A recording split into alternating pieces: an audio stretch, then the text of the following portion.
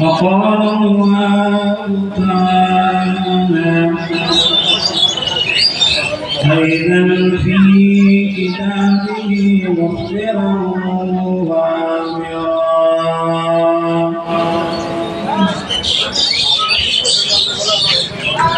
ما آتاكم الرسول فخذوه وما نهاكم عنه فانتهوا واتقوا الله إن الله شديد العقاب.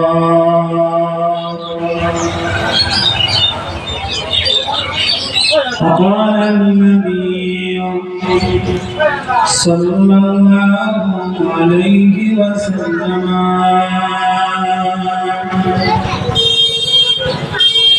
من تمسك بسنتي عند فساد أمتي فلا له أجر 100 شهيدين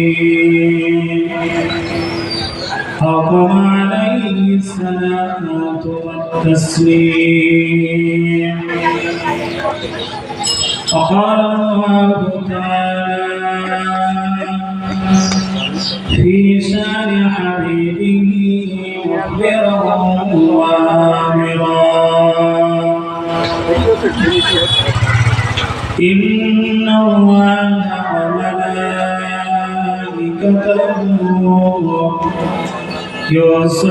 يصلون على النبي يا أيها الذين آمنوا صلوا عليه وسلموا تسليما. اللهم صل على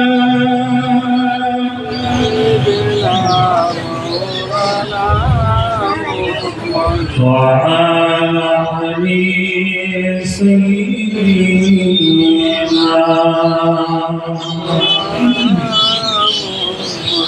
رحمة عالم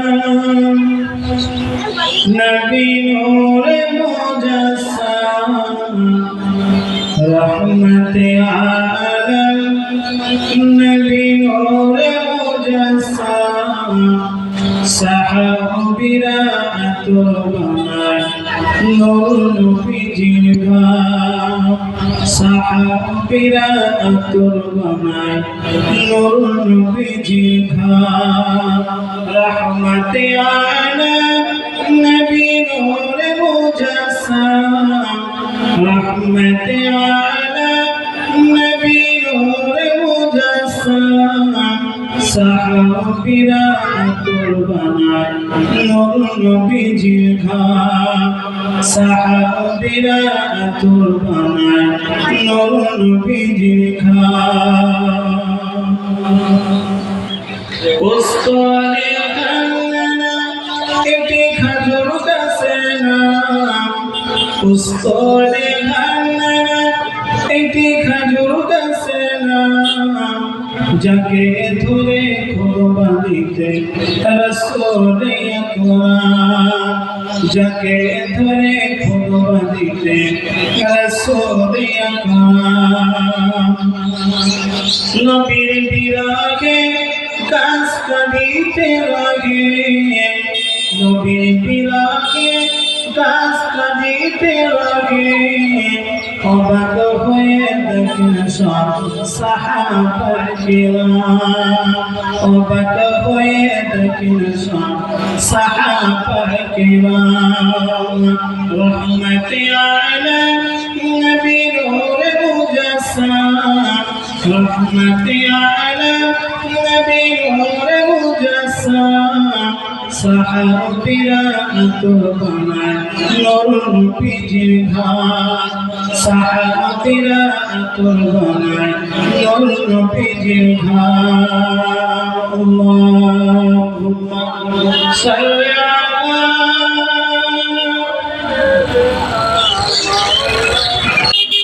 وآل سيدنا আরো শুনবিনি কি সুন্দর কাহিনী ও ভাই আরো শুনবিনি কি সুন্দর কাহিনী জান্নাতে ওই রুমে রুমে লেখা নবীর নাম জান্নাতে ওই রুমে রুমে লেখা নবীর নাম রহমতে আলম নবী নূরে মুজাসসাম রহমতে আলম নবী নূরে মুজাসসাম সাহাবীরা কুরবান নূর নবীর খাম সাহাবীরা কুরবান নূর নবীর খাম আল্লাহুম্মা সাল্লি আলা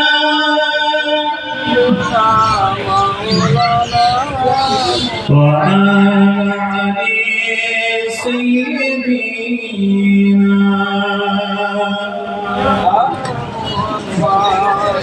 গাছে চিনিল নবীজিকে গাছে চিনিল নবীজি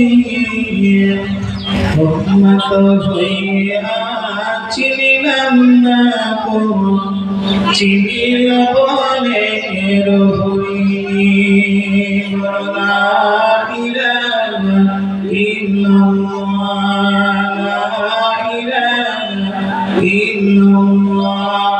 লা ইলাহা ইল্লাল্লাহ মুহাম্মাদুর রাসূলুল্লাহ আল্লাহুম্মা সাল্লি আলা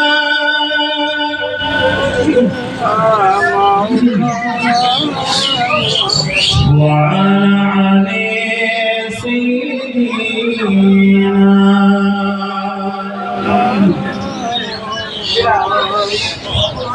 আজকের মাহফিলের সুনামধন্য সভাপতি সাহেব এবং দিগার উলামায়ে কেরাম আমার সম্মুখে উপবিষ্ট ভাইজানেরা এবং বাবুজানেরা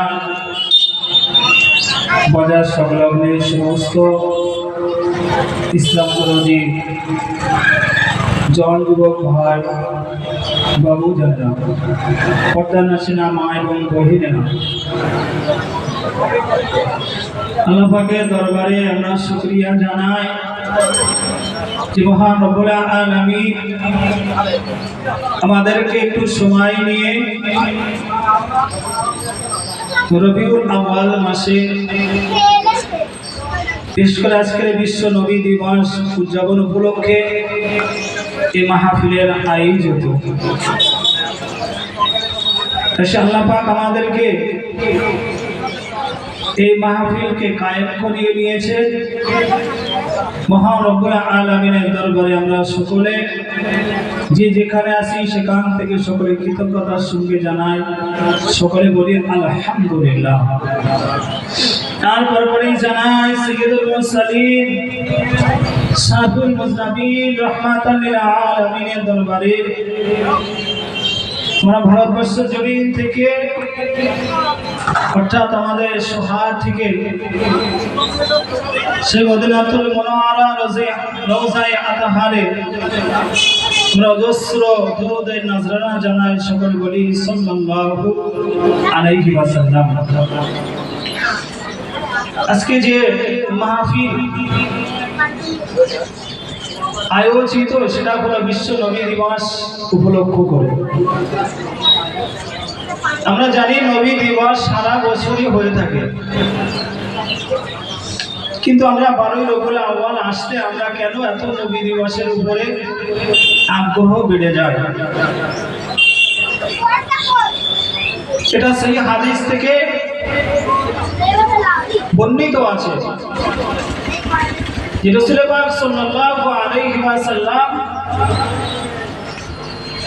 তিনি যে রবিউল আউয়াল মাসে অর্থাৎ 12 রবিউল আউয়াল আল্লাহ পাক ধুলি ধরায় পাঠিয়েছিলেন।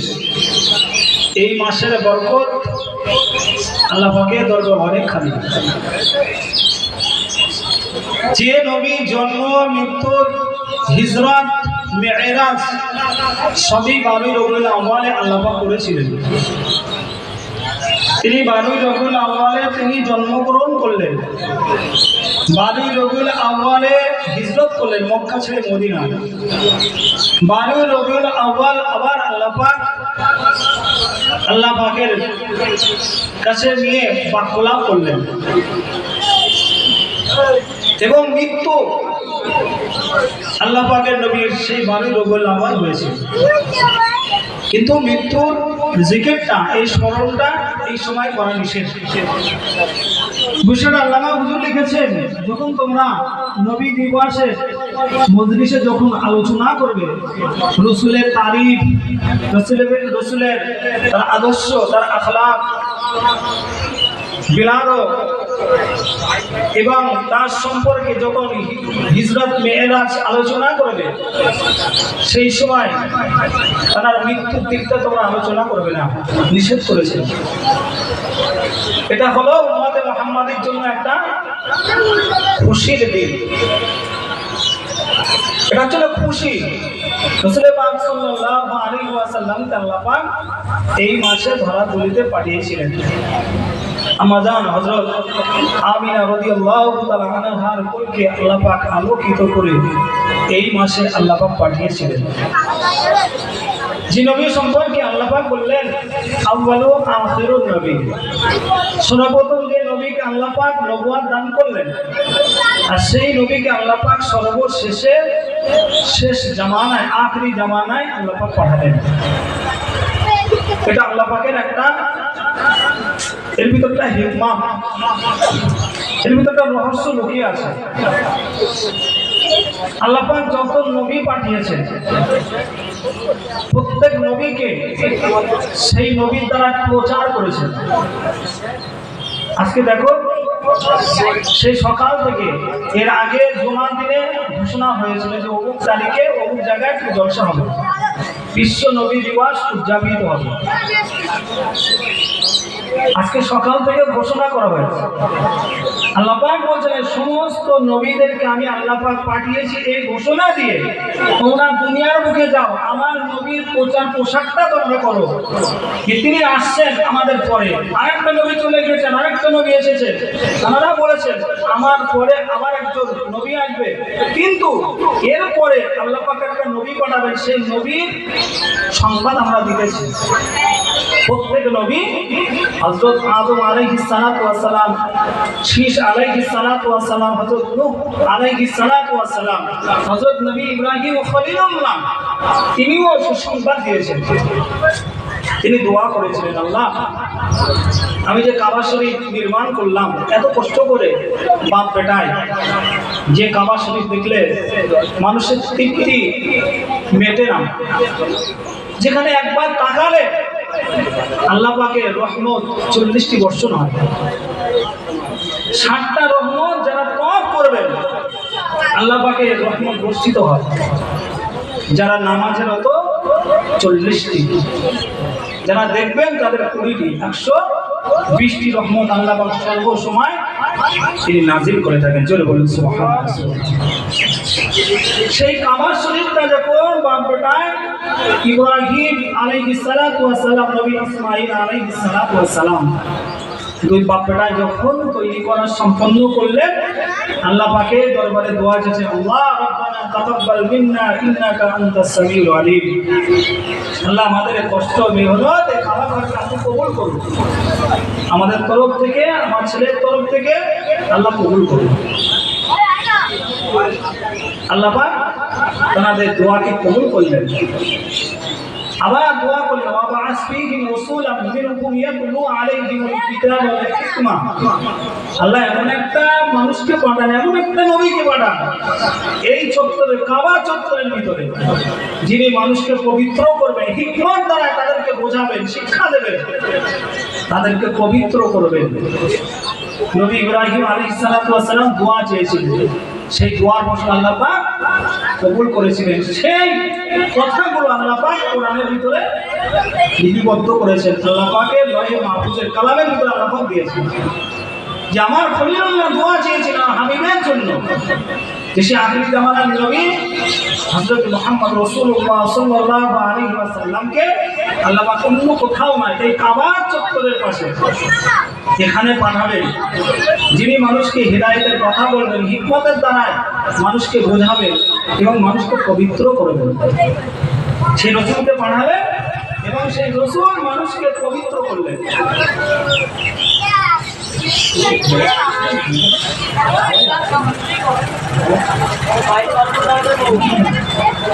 মানুষকে পবিত্র করার জন্য আল্লাহর নবীকে পাঠালেন। যে যুগটাকে আইয়ামে জাহিলিয়াতের যুগ বলা হয়, বর্বরতার যুগ, সেই যুগে আমার নবীকে পাঠালেন যে আমার নবী যাবেন এবং তারপরে মানুষদেরকে পবিত্র করবেন। সেই যুগটা এত জঘন্যতম খারাপ যুগ ছিল, জাহিলিয়াতের যুগ বলা হয়, বর্বরতা মূর্খতার যুগ। মানুষ নিজেকে চিনত না, নিজের আত্মীয় স্বজন, নিজের ভাই ব্রাদার, নিজের পিতা মাতা, নিজের ফুপু, নিজের খালা, কে কাদের সঙ্গে সম্পর্ক, এই সম্পর্কটা তারা বুঝতো না। এই সম্পর্ক তাদের ভিতরে সেই জ্ঞানটাও ছিল। তাই আল্লাহ পাক বলেছেন, ওটাই ইতিহাস বলেছেন ওটা বর্বরতার যুগ, সর্বশ্রেষ্ঠ খারাপের যুগ। সেই রাসূলকে সেই জামানায় আল্লাহ পাক পাঠালেন। আমি বলছিলাম যে আল্লাহ পাক সমস্ত নবীদের দ্বারা আল্লাহ পাক প্রচার করলেন, প্রচার করে বললেন তোমরা যাও এবং তোমরা প্রত্যেকে প্রচার রাখো যে আমার হাবিব আসবেন। সাইয়্যিদুল মুরসালিন খাতামুন নবিয়্যিন হযরত মুহাম্মদ রাসূলুল্লাহ সাল্লাল্লাহু আলাইহি ওয়াসাল্লাম তিনি ধরার বুকে আসবেন। সকল নবী প্রচার করলেন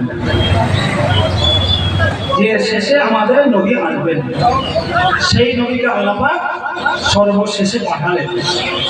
নবী ঈসা আলাইহিস সালাতু ওয়াস সালাম এসেও সুসংবাদ দিলেন যে আমিও এসেছি, আমিও চলে যাব, কিন্তু আমার পরে একজন নবী আসবেন, তার নাম হবে আহমদ। আবার কোথাও বলেছেন তার নাম হবে মুহাম্মদ। সেই রাসূলের সুসংবাদ প্রত্যেক নবী এসে দিয়ে গেছেন এবং সে নবীরা বিদায় নিয়েছেন, চলে গিয়েছেন। কিন্তু আমার নবীর প্রচার প্রসারটা এখন সেই পৃথিবীর শুরু থেকে নিয়ে আল্লাহ পাক প্রচার প্রসার দেখে দিয়েছেন। এই জন্য আল্লাহ পাক জানিয়েছেন, আলাম নাশরাহ লাকা সাদরাকা ওয়া ওয়াদা'না আনকা বিজরাক আল্লাযী আনqadha যাহরাক ওয়া রাফa'না লাকা যিকরাক। সেই নবীর কথা আল্লাহ পাক বলেছেন যে আমার নবীর গুণবাচক এবং তার গৌরবগুলো আমি আল্লাহ পাক আরো বাড়িয়ে দেব। এবং সকলের মুখে মুখে আমার নবীর চর্চা, আমার নবীর গুণকীর্তন সকলে করবে। জোরে বলুন সুবহানাল্লাহ। সেই নবীর গুণকীর্তন সর্বসময় হচ্ছে 24 ঘন্টা। আপনি দেখুন, এরকম নবীর নাম নিয়ে গুণকীর্তন বলেন, জিকিরে বলেন, আমাদের নবীর ছাড়া অন্য নবীদের এরকম ভাবে জিকির হয় না, স্মরণ করে না। আল্লাহ পাক নিজেই বলছেন, আমি সর্বশ্রেষ্ঠভাবে আমি জিকির করেছি আমার নবীর জন্য। নামাজের মধ্যে দেখুন 5 ওয়াক্ত নামাজ, 5 ওয়াক্ত নামাজ দুনিয়ার প্রান্ত থেকে প্রান্ত 24 ঘন্টায় চলছে, 24 ঘন্টা। এই জন্য যে আমাদের এখানে যে সময়টা হচ্ছে, এখান থেকে আপনি আবার একটু দূরে যান, ঠিক 5 মিনিট পরে আবার সেখানে আদান হচ্ছে। ওখান থেকে 5 মিনিট একটু আগিয়ে যান, আবার 5 মিনিট পরে ওখানে হচ্ছে। তাহলে সময়টা সকলের একই সময়টা নয়, তাহলে সময়টা পরিবর্তন হচ্ছে। আমাদের এখানে 5 মিনিট আগে, তারপরে 5 মিনিট পরে, ধরেন বাংলাদেশ, তারপরে আবার 5 মিনিট পরে তার উপরে আবার পশ্চিম দিক দিয়ে ধরলে আমাদের আগে আগে আমার ওদিকে সময়টা হচ্ছে। এইভাবে আল্লাহ পাক ঠিক ঘুরিয়ে ঘুরে 24 ঘন্টায় সর্বসময় নবীর নাম গুণকীর্তন আল্লাহ পাক রেখে দিয়েছেন। জোরে বলুন সুবহানাল্লাহ। আমি আপনি যদি মনে মনে করি না নবীর গুণকীর্তন বন্ধ করার চেষ্টা করব, কেউ পারবে না। আল্লাহ পাক বলছেন এটা তো আমার ঘোষিত, আমার ঘোষণা, আমার নবীর ওয়ারাফা'না লাকা যিকরাক, আমার নবীর গুণকীর্তন জিকিরটা সর্বসময় আমি আল্লাহ পাক সকল মানুষের মুখে মুখে করিয়ে দেব। জোরে বলুন সুবহানাল্লাহ।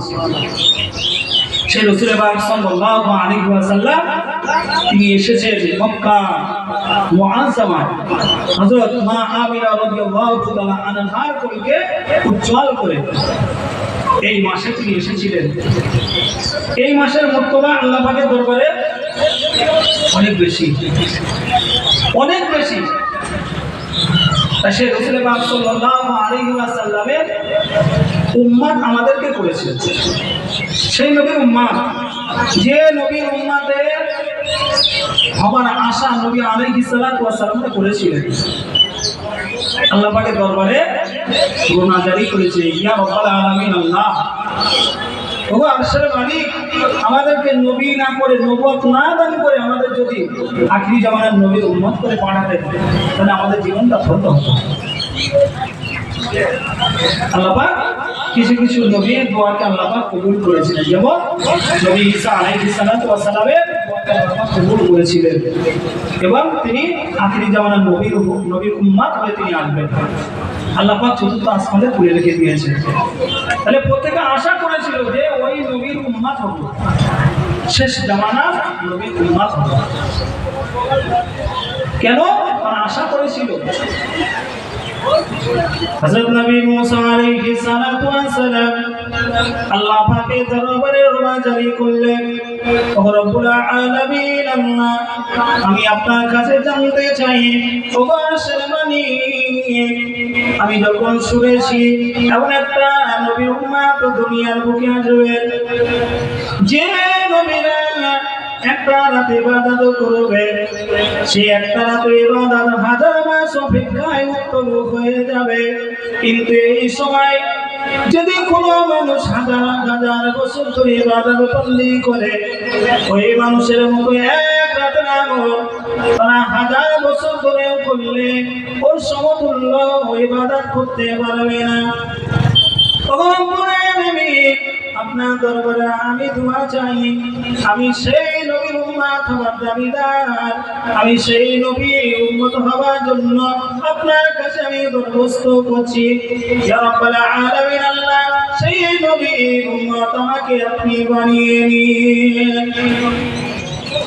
আমাদের মর্যাদা, আমাদের সম্মান কতটা আমরা নিজেরাই জানি না।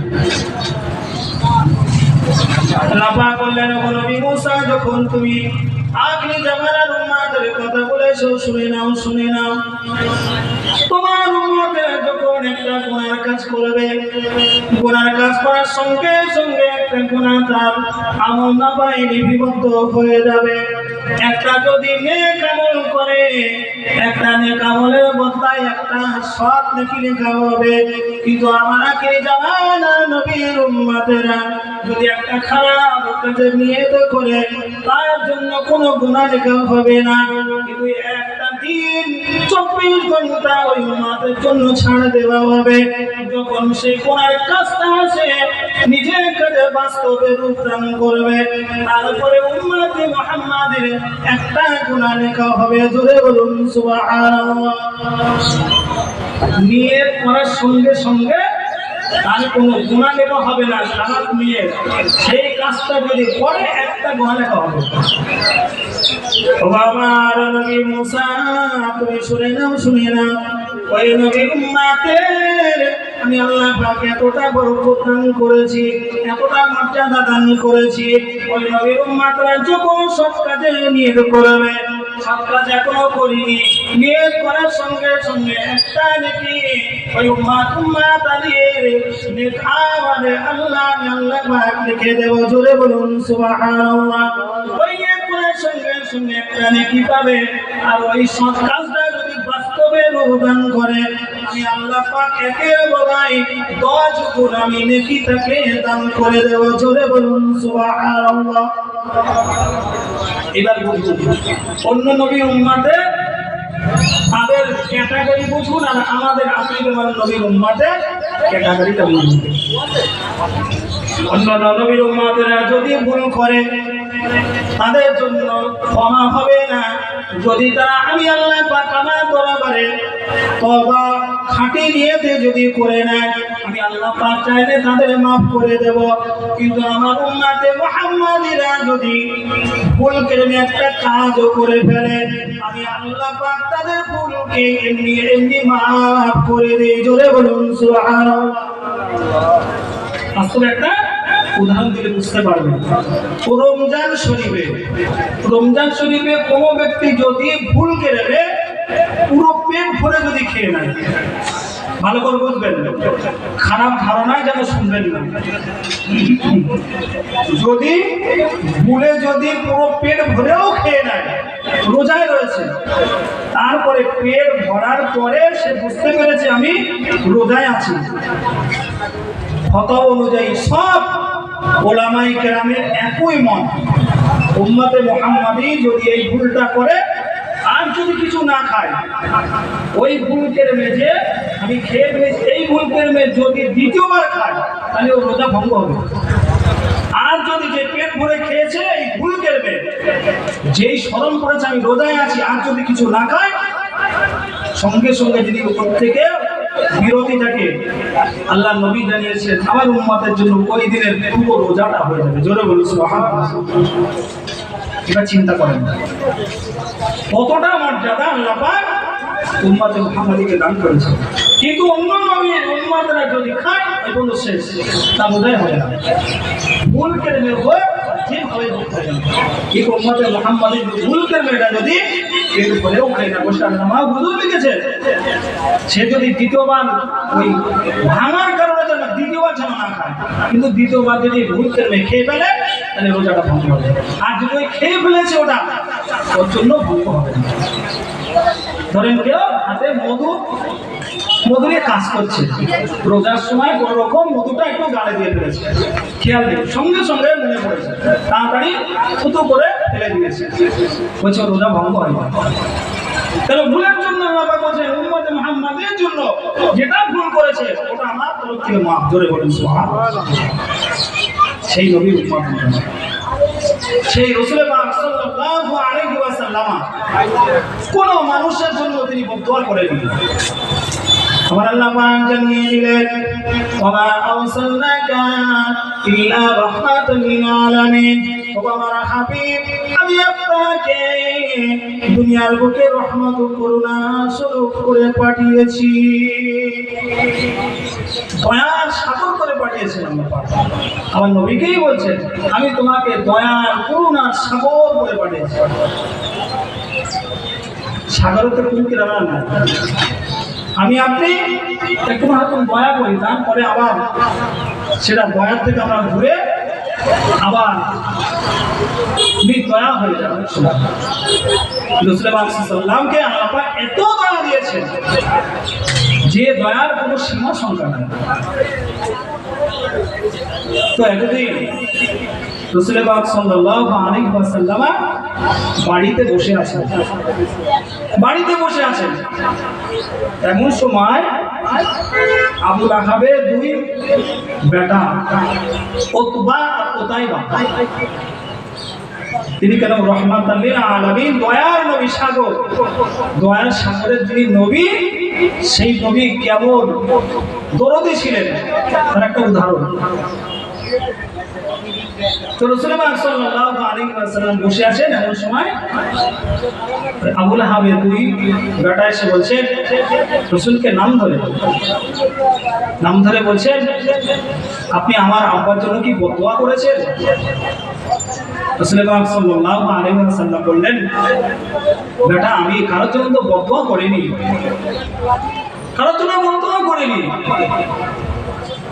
রাসূলুল্লাহ তিনি তৌহিদের কলমা প্রচারের জন্য একদিন তিনি সাফা পর্বতের উপরে উঠে ডাক দিলেন,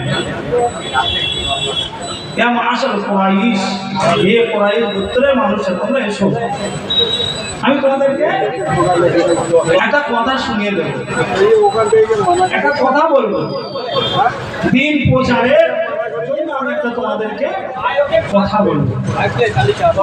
রাসূলুল্লাহ ডাকলেন, ডেকে তাদেরকে বুঝালেন, বুঝিয়ে বললেন যে তোমরা যদি এক আল্লাহ পাককে মেনে নাও, তৌহিদের কলমা যদি তোমরা পড়ো, আল্লাহ পাকের আযাব ও জাহান্নাম থেকে তোমরা নিষ্কৃতি পেয়ে যাবে,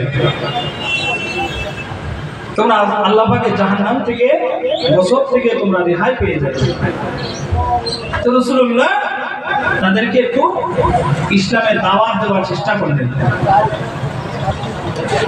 যেই না কথা বলেছে আবু লাহাব, আমরা তো সকলেই জানি অত্যন্ত বদমাইশ মানুষ ছিল। তখনই উঠেই বলছে রাসূলুল্লাহর মুখের উপরে যে মুহাম্মদ এই ভরা দুপুরের বেলা এই জন্য তুমি দেখেছো, তুই বরবাদ হয়ে যাও, তুই বরবাদ হয়ে যাও, আজকে আমাদের এই জন্য তুমি ডাক করেছো। সঙ্গে সঙ্গে আল্লাহ পাক সহ্য করতে পারেনি। আল্লাহ পাক বললেন, হে নগণ্য বান্দা, আমার প্যারা হাবিবকে যদি সৃষ্টি না করতাম, আমি আল্লাহ পাকের সৃষ্টি করতাম না। আরশ, কুরসি, কলম, গ্রহ, নক্ষত্র, আকাশ, বাতাস, চন্দ্র, সূর্য কিছুই সৃষ্টি করতাম না। সেই নবীর বিরুদ্ধে তুই কথা বললি। সঙ্গে সঙ্গে আল্লাহ পাক জিবরাইল আলাইহিস সালাতু ওয়াস সালামকে পাঠিয়ে দিলেন, ও বাবা মালায়েকা জিবরাইল, চলে যাও, চলে যাও দুনিয়ার জমিনে। আমার হাবিব অত্যন্ত দুঃখিত, আমার হাবিব অত্যন্ত দুঃখের সঙ্গে বসে আছে।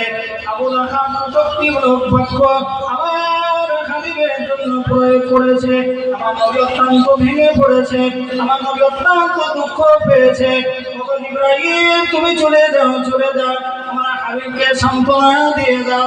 আল্লাহ পাক সঙ্গে সঙ্গে আল্লাহ পাক একটি সূরা নাযিল করে দিলেন, তাব্বাত ইয়াদা আবি লাহাবি ওয়া তাব, মা আগনা আনহু মালুহু ওয়া মা কাসাব, সায়াসলা নারান যাতা লাহাবি ওয়া ইমরাতুহু হাম্মালাতাল হাতাব, ফী জিরিহা হাবলুম মিন মাসাদ। সঙ্গে সঙ্গে জিবরাইল আলাইহিস সালাতু ওয়াস সালাম তেলাওয়াত করে শুনিয়ে দিলেন। আল্লাহ নবী শুনিয়ে দিলেন, সাহাবায়ে কেরামরা শুনে নিলেন। সাহাবায়ে কেরামরা তরফ থেকে আবু লাহাবের দরবারে সংবাদটা চলে গেল, আবু লাহাব, তোমার অত্যন্ত জঘন্য মানুষ, মুহাম্মদ রাসূলুল্লাহ সাল্লাল্লাহু আলাইহি ওয়াসাল্লামের আল্লাহ পাক জানিয়ে দিলেন, তুমি নবী মুহাম্মদকে ছোট করার জন্য কটূক্তিমূলক বাক্য ব্যবহার করেছিলে। তার থেকে আল্লাহ পাক তোমার জন্য এমন একটা সূরা নাযিল করে দিয়েছে, আল্লাহ পাক কিয়ামতের দিন পর্যন্ত তোমার উপরে উম্মতে মুহাম্মাদিরা তোমার উপরে খারাপ ধারণা করবে, তোমার জন্য সুধারণা করবে না। সব থেকে প্রত্যেকে সব থেকে তুমি এমন খারাপ বদুয়া পেয়ে যাবে, যে বদুয়ার কারণে তুমি আল্লাহ পাকের জাহান্নামের মানুষ তুমি হয়ে যাবে। আবু লাহাবের কাছে এই সংবাদটা যখন পৌঁছে গেল, আবু লাহাব আর সহ্য করতে পারলো না। কেননা আমি মুহাম্মাদকে যেভাবে কড়া কথা বলেছিলাম, সঙ্গে সঙ্গে মুহাম্মদ আমার জন্য হয়তো বদুয়া করেছে। সে রব্বুল আলামিন আরশের মালিক আমার জন্য একটি বিশিষ্ট সূরা নাযিল করেছে। না না না, সহ্য করতে পারবো না। দুই বেটাকে বললেন, যাও যাও, ওবা চলে যাও, চলে যাও, মুহাম্মাদের সম্মুখে গিয়ে তোমরা অবশ্যই আমার তরফ থেকে একটি বাক্য উচ্চারণ করবে, যাতে করে মুহাম্মদ অত্যন্ত দুঃখিত হয়, অত্যন্ত দুঃখ পায়। তোমরা ওই দুই মেয়েকে সামনাসামনি বলে আসবে, আজকে থেকে ওদেরকে আমরা তালাক দিয়ে দিলাম। রাসূলের এই কথাটা সহ্য হলো না। আল্লাহ পাক বললেন, তোমার সহ্য হয়নি, কিন্তু আমি আল্লাহ পাক আমি সহ্য করতে পারিনি। আমার তো হাবিব তো সব মেনে নিয়েছে, তুমি যেটা বলেছো হাবিব কান্না চোখে ভরা নিয়ে চলে গিয়েছে, দুঃখ পেয়েছে, আমি আল্লাহ পাক আমি ছাড় দিই না। কিন্তু সব থেকে বাত্তারি, সব থেকে নিকৃষ্টতম মানুষ, তোমার জন্য উম্মত মুহাম্মাদি কিয়ামত পর্যন্ত বদদোয়া করবে। খালি তুমি নয়, তুমি এবং তোমার স্ত্রী উভয়ে জাহান্নামের কষ্ট বহন করবে। আমি আল্লাহ পাক হুকুম করে দিলাম তোমরা তো জাহান্নামে যাবে, খালি জাহান্নামে গিয়ে খালি পড়ে থাকবে না, ওই জাহান্নামের আগুনের কাঠগুলো গ্রহণ করবে, যাতে করে আগুনগুলো আরো উজ্জ্বলিত হয়, প্রজ্বলিত করা যায়। সেই জন্য তোমাদেরকে নিযুক্ত করার জন্য আমি আল্লাহ পাক কোরআন পাঠের ভিতর জানিয়েছি। তোমরা কত বাচ্চানি, কত খারাপ মানুষ ছিলেন তুমি এবং তোমার স্ত্রী। আল্লাহ পাকের নবীর সামনে এসে উতবা উতাইবা যখন এই জবাব দিয়ে চলে গেল, এই নাও তোমাদের দুই কন্যা সন্তানকে আমরা তালাক দিয়েছি, কেননা আমার আব্বার সম্পর্কে আল্লাহ পাক রব্বুল আলামিনকে পাঁচে বিশিষ্ট কোরআন পাক নাযিল করেছেন, আর সহ্য করা যায় না। আল্লাহ নবী অত্যন্ত ব্যথিত হলেন। উম্মে কুলসুম রুকাইয়া দুই কন্যা সন্তানকে যখন আল্লাহ নবী ঘরে দিয়ে আসলেন, আল্লাহ নবী ওই সময় সহ্য করতে পারেননি। আল্লাহ নবী দোয়া করেছিলেন কালবু মিনাল ইনকিলাব, রব্বুল আলামিন হিংস্র জন্তুদের তরফ থেকে এমন একটা কুকুর কুত্তাকে তুমি পাঠিয়ে দাও, আবু লাহাবের দুই সন্তান এই উতবা এবং উতাইবাকে আল্লাহ পাক যেন জঙ্গলে কুত্তা দিয়ে তাদেরকে যেন ভক্ষণ করে, তাদেরকে যেন মেরে দেয়। আল্লাহ নবী অত্যন্ত দুঃখ পেয়ে রাসূলুল্লাহ ওই সময় এই দোয়াটা করেছেন, আল্লাহ কালবু মিনাল কিলাব, হিংস্র জন্তুদের থেকে, অর্থাৎ জঙ্গলে হিংস্র জন্তু বাঘ, কালবু মিনাল কিলাব তখন আসে কুকুর, জঙ্গলে চোর হলো, ওখানে বোঝানো হয়েছে তফসিরে যে ওখানে বাঘ অথবা সিংহ, এর দ্বারা আল্লাহ এই আবু লাহাবের দুই সন্তান যে কোনো একটাকে দুনিয়া থেকে পার করে দিলেন, তাতে যেন দুনিয়া থেকে সরিয়ে দেয়। আবু লাহাব বুঝতে পেরেছিল মুহাম্মদ যখন বলেছে ওটা কখনো নস্বত হবে না, মুহাম্মদ কখনো মিথ্যা কথা বলে না। রাসূলুল্লাহকে আল্লাহ পাক দেখেই জানে ওমা আরসালনাকা ইল্লা রাহমাতান লিল আলামিন। সেই নবী তিনি একদম সর্বসময় তিনি সত্যবাদী নবী, সর্বসময় সত্য বলতেন। ওরা জানতো কাফের মুশরিক কুরাইশ প্রত্যেকে জানতো রাসূলুল্লাহ মুহাম্মদ সাল্লাল্লাহু আলাইহি ওয়াসাল্লাম কখনো মিথ্যা কথা বলেন না। কিন্তু আমার ছেলেকে কিভাবে বাঁচাবো, কিভাবে বাঁচাবো, কোনো এক পন্থায় এটা আল্লাহ পাকের তরফ থেকে লেখা। আমার নবী যখন বদদোয়া করেছেন এর থেকে তুমি রেহাই পাবে না। বলে হবে ওই সন্তান দুই সন্তান কোনো একটা পরিস্থিতিতে কোনো ব্যবসা বাণিজ্যের জন্য কোনো এক জায়গায় গেল, যেতে যেতে ঠিক জঙ্গলের পাশে তাদের আস্তানা কাটল। রাত যখন গভীর হয়েছে মনে করলো যে মুহাম্মদ তো বলেছিল তাহলে আমার ছেলেকে কিভাবে বাঁচানো যায়। সঙ্গে সঙ্গে বলে দিল আমার সন্তানকে একদম চিনার উপরে রাখো, এখানে আমার এই সমস্ত জীবজন্তুর ভয় আছে। ঠিক রাতের অন্ধকারে আল্লাহ পাশে জঙ্গলে কুত্তা দিয়ে আল্লাহ পাক ওই আবু লাহাবের কোনো একটা সন্তানকে আল্লাহ পাক ওখান থেকে তুলে নিলেন। ও রাতের অন্ধকারে এসে খুঁজছে যে আল্লাহ পাকের হুকুম আবু লাহাবের যে সন্তান উতবা অথবা উতাইবা যে কোনো একটাকে খুঁজছে, লোকে ধরল। চারিদিকে শুকে শুকে ঠিক ওর ধ্যানের সঙ্গে অ্যাডজাস্ট হচ্ছে না, দেখি এক রকম উপরে উঠেছে, উপরে টিলার উপরে সব কিছু মানে মালপত্র রেখে সেখানে তাকে ঘিরে রাখা হয়েছিল। সেখান থেকে এক নাপে নিয়ে ওখান থেকে ওই সন্তানকে নিয়ে চলে যাবে। এই নিয়ে যাওয়ার পরে চারিদিকে খবর হয়ে গেল আবু লাহাবের ছেলেকে বাঁকে ধরে নিয়ে চলে গিয়েছে। এই রাসূলুল্লাহ জীবনে একবারই তিনি বদদোয়া করেছেন। আল্লাহ পাক বললেন, হাবিব তুমি যেটা করেছো অত্যন্ত দুঃখের সঙ্গে করেছো, কিন্তু আমি তোমাকে ওমা আরসালনাকা ইল্লা রাহমাতাল লিল আলামিন, তোমাকে রহমত স্বরূপ করেছি, তুমি আর কারোর জন্য এরকম বদদোয়া করতে পারবে না। সেই রাসূল জীবনে আর কখনো কোনো মানুষের জন্য বদদোয়া করেনি। তাহলে দুঃখ কোথায় এবার চিন্তা করুন। সেই রাসূল কত দুঃখ পেয়েছেন, তারপরে তিনি একটা জায়গায় দোয়া করেছেন, দোয়া। তাছাড়া রাসূলুল্লাহ জীবনে আর কোথায় এরকম নাই।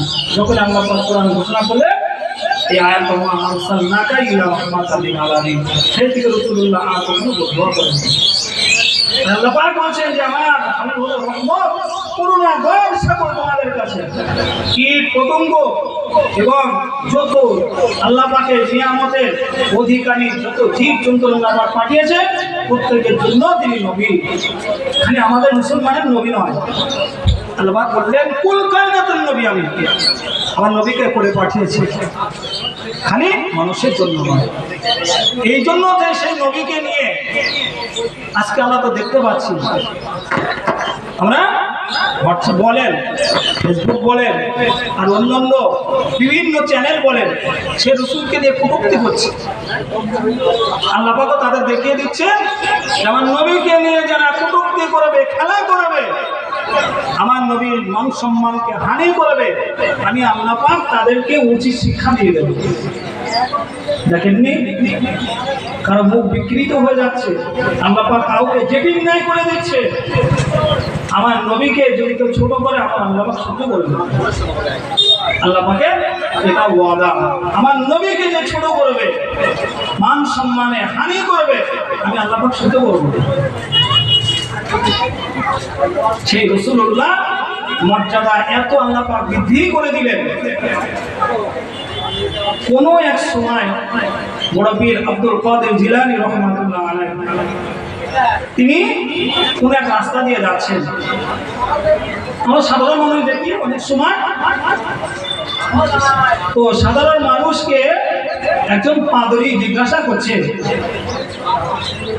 ওগো আল্লাহ পাকের বান্দা, তুমি বলতে পারো আমি একজন হলাম খ্রিস্টান মানুষ, আমি খুব আমাদের ধর্মের কিতাবগুলো আমি খুব বুঝি এবং আমি পড়তে পারি। আমি পড়েছি যে আখিরি জামানার যিনি নবী, তোমাদের শ্রেষ্ঠ নবী হযরত মুহাম্মদ মুস্তাফা সাল্লাল্লাহু আলাইহি ওয়াসাল্লাম, কিন্তু তার মর্যাদা নাকি সবথেকে বেশি দুনিয়া। আর সেই নবীর যদি মর্যাদা বেশি হয়, সেই নবী কেন আল্লাহ পাক এই দুনিয়ার মুখে বেড়ে রেখে দিয়েছে, অর্থাৎ তার মজার কেন এই পৃথিবী জুড়ে। যদিও সম্মান ব্যক্তি যারা হবে তারা উচ্চ স্থানে থাকবে, এটা তো স্বাভাবিক। তোমাদের নবীর মর্যাদা যদি বেশি হয়, তারিফ যদি বেশি হয়, তাহলে আল্লাহ পাক কেন দুনিয়ায় রাখলেন, দুনিয়ার জমিনে কেন কবর দিয়ে রাখলেন বা সেখানে তার মাজার করে রাখলেন। আসলে আমি বলছি, খ্রিস্টান বলছে আমাদের নবী ঈসা আলাইহিস সালামকে আল্লাহ পাক এতটা মর্যাদা দান করেছে যে আমাদের নবীকে আল্লাহ পাক চতুর্থ আসমানে রেখে দিয়েছে। তাহলে নিচে থাকার থেকে উপরে যিনি থাকবেন তার মর্যাদা বেশি হবে। তো নিজের নবীর কথা ধারণা করে বোঝাচ্ছে, সেই নিজের মিষ্টি কখনো খারাপ হয় না। আমরা একটা কথাই বলি, ওদের নবী ঈসা আলাইহিস সালাম বুঝাচ্ছেন আমাদের নবীর মর্যাদা তত বেশি, এই জন্য আমাদের নবীকে আল্লাহ পাক তুলে রেখে দিয়েছে। বড় পীর আব্দুল কাদের জিলানী রাহমাতুল্লাহ আলাইহি উনি পথে যাচ্ছিলেন, সঙ্গে সঙ্গে কথাগুলো কর্ণগোচর হয়ে গেল, সঙ্গে সঙ্গে থমকে দাঁড়িয়ে গেলেন। ওগো পাদ্রী খ্রিস্টান, তুমি কি বলছো বলো? একজন সাধারণ মুসলিমের সঙ্গে ইমানদারের সঙ্গে তুমি কি বাক্যলাপ করছো, তার সঙ্গে কি তর্ক বিতর্ক করছো, একটু শুনতে পারি? আল্লাহ পাকের ওলি তো। আমরা কথা একটা বলি না যে মানুষের সামনে গেলে আল্লাহ পাকের ওলি বান্দারা বুঝতে পারে। আল্লাহ পাক যদি সেই শক্তি দেন, সব কথা না আমি আপনি যাচ্ছি, আমি কি মনে নিয়ে যাচ্ছি না যাচ্ছি আল্লাহ পাকের ওলি বলতে পারবে না। হ্যাঁ, যদি ওই সম্পর্কে আল্লাহ পাক তাকে জানিয়ে দেন, যদি আল্লাহ পাকের বলবো এলাম হয়, তাহলে বলতে পারবে যে মানুষটা কোথায় যাচ্ছে, এখন কি জন্য বার হয়েছে, আল্লাহ পাকের ওলি বান্দারা বলতে পারবে। এই জন্য আল্লাহ রসুল জানিয়েছেন আল্লাহওয়ালা মানুষদের সঙ্গে স্পর্শে থাকো। আল্লাহওয়ালা মানুষদের পাশে তোমরা যদি যাও, আল্লাহ পাকের স্মরণ, আল্লাহ পাকের খৌফ ইলাহি তোমাদের ভিতরে জাগবে। আমি আপনি যদি গুনাহ করি, ভালো মানুষের কাছে যেতে আমার আপনার ভয় লাগে। বাস্তব বাস্তব কথা। মির্জা হুজুর কেবলা রাহমাতুল্লাহ যখন হায়াতে ছিলেন, সাধারণ মানুষ যে হুজুরের সামনে গিয়ে কথা বলতে পারতেন। ভালো মানুষ, পাঁচ ওয়াক্ত নামাজি, জাকিরিন বান্দা, তারপরে হুজুরের পাশে যেয়ে একটা কথা বলতেন। রাসূলুল্লাহ খুব ছোট ছোট এই মির্জা হুজুর কেবলা ছোট ছোট করে একটা কথা বলতেন, উত্তর দিতেন। কিন্তু আবার যদি কোনো খারাপ মানুষ থাকতো, এমন কেড়ে নিতেন, সঙ্গে সঙ্গে হুজুর থেকে ভাড়া দিতেন। আল্লাহ পাকের ওলি বান্দাদের আখলাক চরিত্র আল্লাহ পাক ইলহাম করে জানিয়ে দেন। আল্লাহ পাক তাদের সেই আধ্যাত্মিক জগতের মানুষ করেছেন। তো বড় বিষয় রহমাতুল্লাহ আলাইহি তিনি বুঝতে পেরেছেন যে এখানে কি কথা চলছে, শুনতে চাইলেন। ও পাদ্রী, তুই বলো তুই কি কি প্রশ্ন করেছিস। কত ভালো বিচক্ষণ মানুষ, খ্রিস্টান অবলম্বী। তখন সঙ্গে সঙ্গে বলছে তোমাদের কোরআনে আল্লাহ পাক কি বলেছেন। আমাদের বাইবেলের কথা আমি ছেড়ে দিলাম, তোমাদের কোরআনে বলেছেন আমাদের নবী ঈসা আলাইহিস সালাম সম্পর্কে যে আমি ঈসা আলাইহিস সালামকে 4টে মুজিজা দান করেছি। এক নম্বর হলো মাটির পাখি তৈরি করে ফুঁ দেবে এবং মাটির পাখি সঙ্গে সঙ্গে উড়ে যাবে। 2 নম্বর মুজিজা হলো কোনো মানুষ যদি মারা যায়, ঈসা সাল্লাম আমাদের নবী একটা কাঠ দিয়ে লাঠি দিয়ে কুম্বিল্লাহ বলবে, সঙ্গে সঙ্গে জিন্দা হয়ে যাবে। 3 নম্বর হলো কুষ্ঠ এবং অন্ধ ব্যক্তি যদি হয়, আমাদের নবী সাল্লাল্লাহু আলাইহি খালি হাত বুলিয়ে দেবেন, সঙ্গে সঙ্গে অন্ধ চোখ ভালো হয়ে যাবে, কুষ্ঠ রোগ সেরে চকচকে চামড়া গজিয়ে দেবে। জোরে বলুন সুবহানাল্লাহ। 4 নম্বর হলো মানুষ ঘরে আজকে কি খাবে কি রেখেছে, আমাদের নবী ঈসা আলাইহিস সালাম জানতে পারছেন। কোরআন বলছেন, কোরআন সাক্ষ্য দিচ্ছে। এই তথ্যগুলো মুফতি সাহেবের কাছে সব তুলে ধরলেন। বলছে দেখো এই যে মুজিজাগুলো তোমাদের নবীর ভিতরে তো ছিল, তাহলে তোমাদের নবীর মর্যাদা কত বেশি হতে পারে,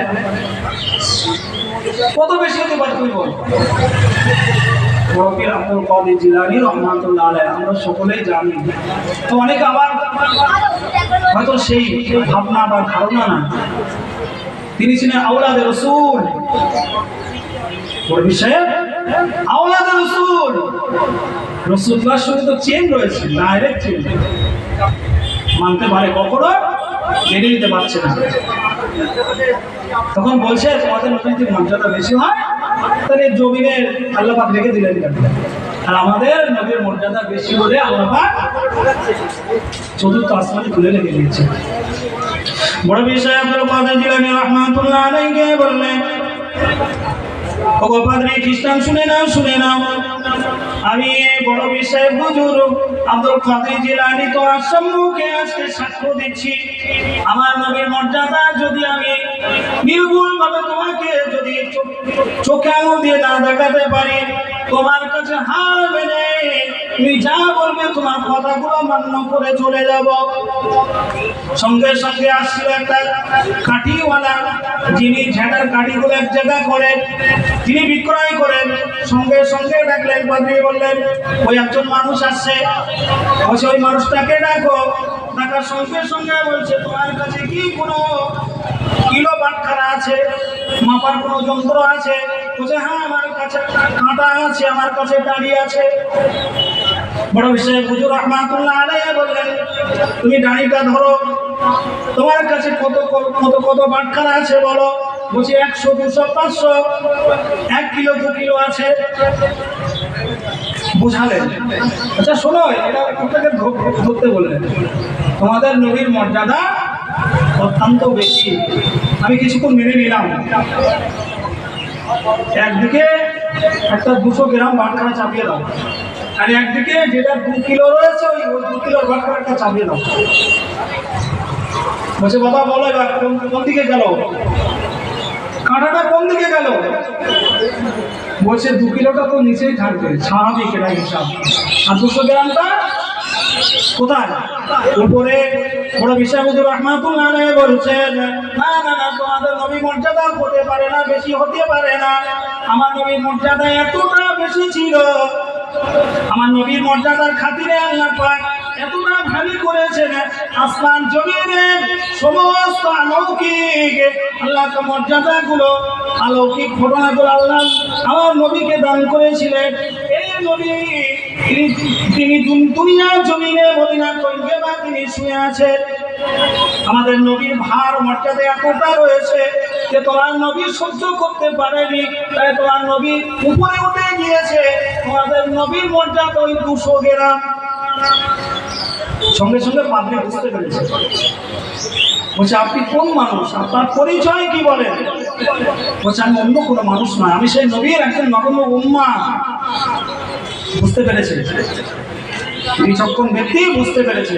হ্যাঁ, শেষ জামানার নবীর মর্যাদা বেশি বলে দুনিয়ায় দেখেছেন, আমাদের নবীর মর্যাদা বেশি নেই বলে উপরে উঠে গিয়ে যেমন কিলো বাটখারা ওজনে নবীর মর্যাদা আমার নবীর থেকে অতি নগণ্য, অতি ক্ষুদ্র, ওই জন্য উপরে তুলে নিয়েছে। আচ্ছা ওটা তো বুঝলাম, তোমার নবী দুনিয়ায় থাকতে এমন কোনো অলৌকিক ঘটনা ঘটিয়েছে যে আমাদের নবী কোন বিসমিল্লাহ বললে মোটা ব্যক্তিকে আল্লাহ পাক জীবিত করে দিত? তোমাদের নবী কোনোদিন দেখিয়েছে? বলছে আমার নবীর এরকম সময় আসেনি যে মানুষকে জীবিত করে দেখাতে হবে। খুব ভালো কুরাইশরা এখন প্রশ্ন করেনি, আমার নবীকে রহমাত আলিল আলামিন বলে মেনে নিয়েছিল তারা। শোনো খ্রিস্টান পাবলি, আমি এতটুকু বলতে পারি, আমি তারা একজন নগণ্য উম্মাহ, আমি এতটুকু বলতে পারি সেই নবী যেটা করেনি, আমি যদি তার নগণ্য উম্মাহ হয়ে যদি সেই নবী যারা তোমাদের নবী যে কাজ করেছে সেই কাজটা যদি দেখিয়ে তুমি বিশ্বাস করবে? খ্রিস্টান পাদ্রী শিষ্য বলেছিলেন, ওগো ফকির সাহেব বড় বড় কথা বলছ, কিন্তু তুমি যদি আমার ছোঁয়া চোখে যদি না দেখাতে পারো, মুর্দা ব্যক্তিকে জীবিত করে যদি না দেখাতে পারো, তাহলে তোমার নবীর মর্যাদা অতি ক্ষুণ্ণ হয়ে যাবে।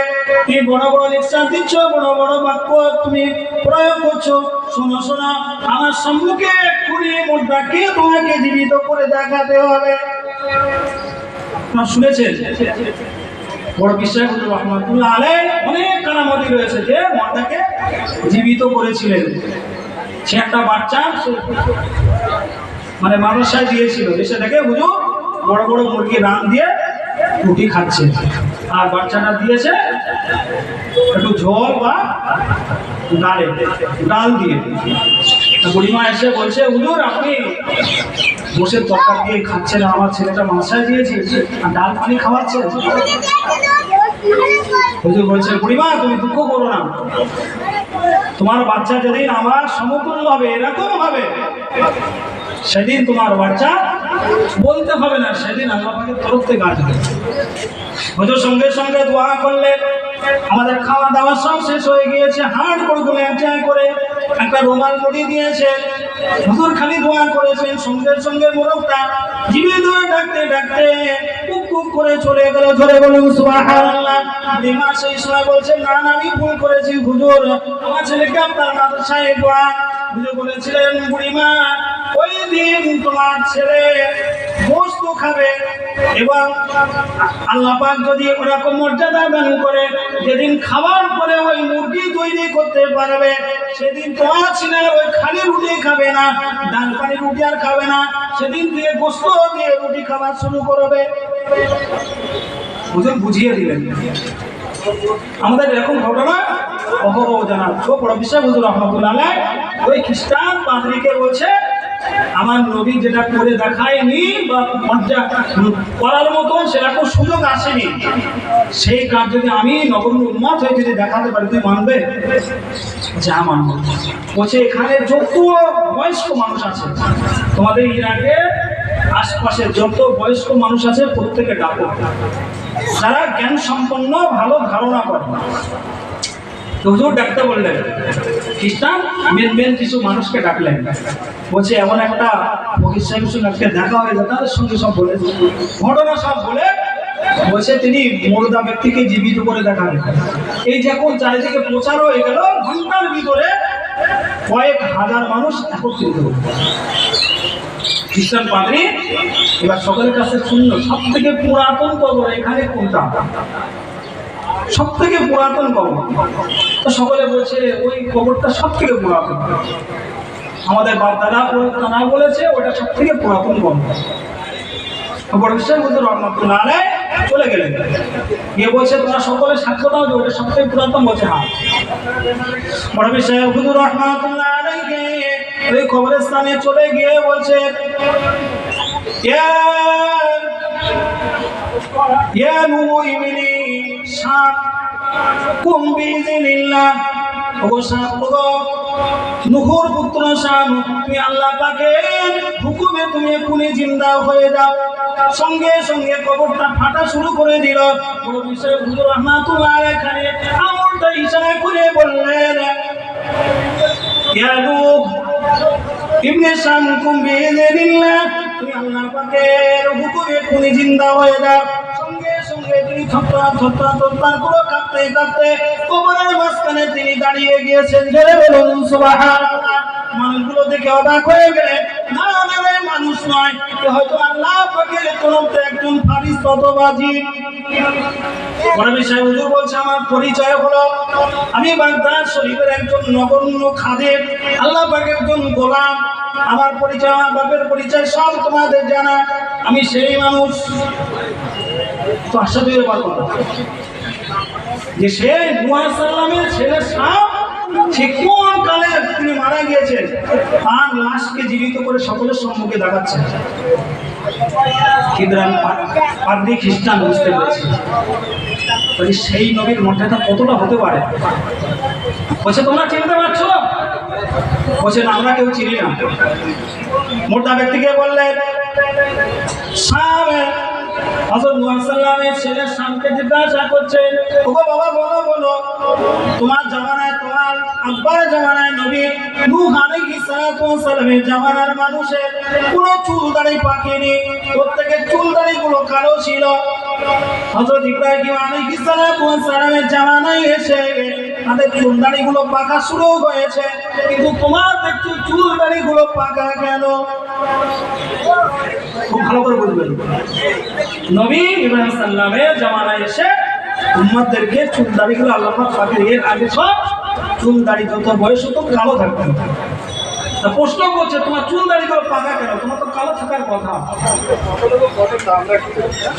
নূহ সাল্লামের ছেলে শাম সেই সময় বলেছিলেন, হুজুর আমি এই জন্য ভয় করছিলাম, থরথর করে কাঁপছিলাম। আল্লাহ পাক আমাকে ডাক দিয়েছেন, কিয়ামতের দিনে তিনি সমস্ত উম্মতদেরকে একত্রিত করবেন। আমি জানলাম যে আল্লাহ পাক কিয়ামতের দিনে হয়তো তুলছেন। এই ভয়ে ভয়ে আমি যে এত কষ্ট পেয়েছিলাম, হযরত আজরাইল আলাইহিস সালাতু ওয়াস সালাম জান কবজ করেছিল, আর ব্যথা, তার সমস্ত কষ্টগুলো আমার এখনো মালুম হয়। আমার সেটা মালুম শেষ করতে না করতে আবার যদি কিয়ামত হয়, এই ভয়ে আমি থরথর করে কাঁপছিলাম। এই ভয়ে উঠতে উঠতে আমার চুল দাড়িগুলো পেকে গিয়েছে। কাতারে কাতারে মানুষ কান খাড়া করে সব শুনছে, কি বলে। আবার বড় বিষয় হুজুর রহমাতুল্লাহ আলাইহি সংক্ষেপে বলছি, আমার দোয়া করলেন, ওগো আল্লাহর বান্দা আপনি চলে যান, যেখানে ছিলেন সেখানে চলে যান। আল্লাহর হুকুম আবার সেই কবরের ভিতরে তিনি চলে গেলেন। আল্লাহ পাকের ওই ওলি বান্দা বড় বিষয় হুজুর রহমাতুল্লাহ আলাইহি পাদ্রী খ্রিস্টানকে বুঝিয়ে দিলেন, ওগো পাদ্রী খ্রিস্টান তুই শুনে না, তোমার নবীর মর্যাদা অত্যন্ত বেশি বলেছিলে। না আমার নবীর সময়টা খুব আসেনি যে মুদ্রাকে তিনি চিন্তা করে দেখাবেন। আমি তার নবল উম্মত হয়ে একজন মুদ্রা ব্যক্তিকে আমি চিন্তা করে দেখিয়ে দিলাম, আমার নবীর মর্যাদা কতটা তুমি নির্ণয় করে নাও। এবার তো বুঝতে পেরেছে পাদ্রী খ্রিস্টান, বুঝতে পেরেছে। বলছে হুজুর আমি সব বুঝলাম, সত্যিকারে আমার ভুল হয়েছে, বোঝানোটা ভুল হয়েছে। বলছে বাবা তোমার নবীর মর্যাদা অতি নগণ্য, তোমার নবীর মর্যাদা অত্যন্ত বেশি। আমি একটা করে তোমাদের নবী যে 4টে মুরাদা আল্লাহ পাক দান করেছেন সব